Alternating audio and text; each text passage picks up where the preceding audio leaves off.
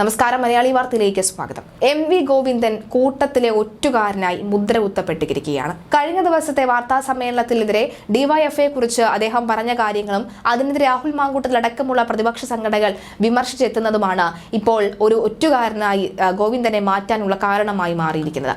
പാനൂരിൽ bomb നിർമ്മാണത്തിനിടെ ഉണ്ടായ സ്ഫോടനത്തിൽ പാർട്ടിക്ക് ബന്ധമില്ല എന്ന് ആവർത്തിച്ച് CPM സംസ്ഥാന സെക്രട്ടറി എം.വി. ഗോവിന്ദൻ പറയുമ്പോൾ സംഭവത്തിൽ സംസ്ഥാന കമ്മിറ്റിക്ക് യാതൊരു ബാധ്യതയുമില്ല എന്നാണ് അദ്ദേഹം പറഞ്ഞു വെക്കുന്നത്. കേസുമായി ബന്ധപ്പെട്ട ഒന്നിലും ഇടപെടാൻ ഉദ്ദേശിക്കുന്നില്ല എന്നും വ്യക്തമാക്കിയിരിക്കുകയാണ്. ഇങ്ങോട്ട് ആക്രമിക്കപ്പെടുകയും സഖാക്കളെ കൊല്ലുകയും ചെയ്തപ്പോൾ ആക്രമിക്കില്ല എന്ന നിലപാട് പാർട്ടി സ്വീകരിച്ചതാണെന്നും ജനങ്ങളെ അണിനിരത്തുകയാണ് ഞങ്ങളുടെ പരിപാടിയെന്നും ഗോവിന്ദൻ പറയുകയാണ്. പാനൂർ കേസിൽ പ്രതിപട്ടികയിലുള്ളവർ പാർട്ടിയുടെ പോഷക സംഘടനയായ ഡിവൈഎഫ്ഐ ഉള്ളവരാണല്ലോ എന്ന മാധ്യമപ്രവർത്തകരുടെ ചോദ്യത്തിന് അത് ഡിവൈഎഫ്ഐക്കാരോട് ചോദിക്കുന്നതാണ് നല്ലത് എന്നായിരുന്നു എം.വി. ഗോവിന്ദന്റെ മറുപടി. ഞങ്ങൾക്ക് പോഷക സംഘടനകളൊന്നും തന്നെ ഇല്ല എന്നും അദ്ദേഹം പറഞ്ഞു. അതേസമയം സ്ഫോടനത്തെക്കുറിച്ചുള്ള മറ്റു ചോദ്യങ്ങളിൽ നിന്ന് ഒഴിഞ്ഞുമാറിയ അദ്ദേഹം മാധ്യമപ്രവർത്തകർക്ക് മുൻപിൽ തന്റെ അസ്വസ്ഥത പലപ്പോഴായി പ്രകടമാക്കുകയും ചെയ്തു.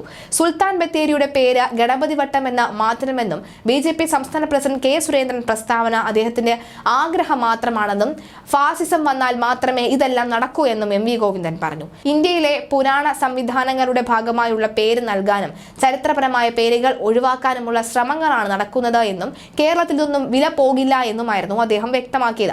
പത്തനംതിട്ടയിലെ BJP സ്ഥാനാർത്ഥി അനിൽ ആന്റണിക്കെതിരെ TG നന്ദകുമാർ ഉന്നയിച്ച കോഴ ആരോപണത്തിലും CPM സംസ്ഥാന സെക്രട്ടറി നിലപാട് വ്യക്തമാക്കിയിരുന്നു.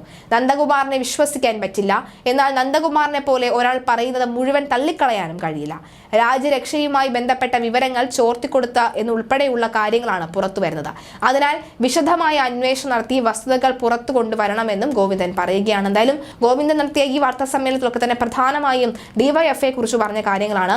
ഡിവൈഎഫ്ഐയുമായി ബന്ധപ്പെട്ട് നടത്തിയ ഇത്തരം പരാമർശങ്ങൾ, ആ പരാമർശങ്ങൾക്കെതിരെ ഡിവൈഎഫ്ഐ വലിയ രീതിയിൽ ഒരു ശബ്ദം ഉയർത്താനുള്ള സാധ്യത ഉണ്ടോ എന്നറിയില്ല. അടിച്ചമർത്തപ്പെടാനുള്ള സാധ്യതയും ഏറെയാണ്. ഡിവൈഎഫ്ഐ CPMന്റെ പോഷക സംഘടന അല്ലെങ്കിൽ ബോംബ് നിർമ്മിക്കുന്ന കേന്ദ്രമാണോ എന്നാണ് രാഹുൽ മാങ്കൂട്ടത്തിൽ ചോദിച്ചിരിക്കുന്നത്.